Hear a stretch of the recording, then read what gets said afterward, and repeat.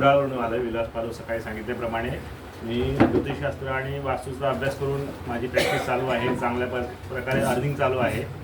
मी सुरुवातीला थोडंफार शिकलो होतो, पण जेव्हापासून सरांकडे आलो त्यानंतर माझं 17पासून मी संस्थेशी कनेक्टेड आहे. त्यानंतर माझा कॉन्फिडन्स वाढला आणि हळूहळू मी कार्यशाळा छोट्या मोठ्या करत होते जमेल तेवढा. आणि माझं कामाचा पण ताण आहे, मी एका जॉबला आहे.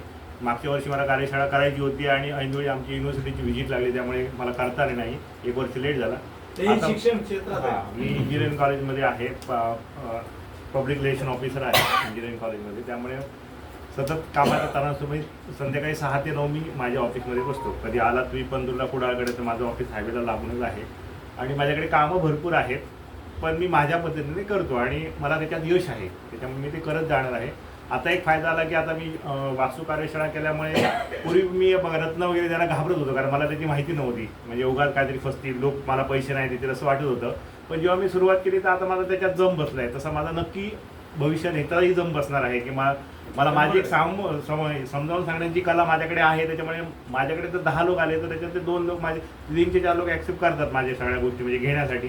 त्यामुळे ह्याच्यातही आपण प्रगती करू. सोबत आमच्यासोबत परब साहेब आले, त्यांचंही थोडं नॉलेज आहे त्यांना बऱ्यापैकी, वास्तूचं पण नॉलेज आहे आणि ते इंटिरियर डिझाईन आहे, त्यांचंही सहकार्य मिळेल. काय असेल ते प्रत्येक वेळी सरांना पण फोन करतो, यांनाही त्रास देतो, मॅडमला थोडाफार त्रास देतो, त्याबद्दल क्षमस्व. आणि आम्ही सगळेजण याच्यातनं काहीतरी नक्की प्रगती करणार आहे मला खात्री आहे. सगळ्यांच्या सहकार्याबद्दल धन्यवाद आणि सरांनाही धन्यवाद.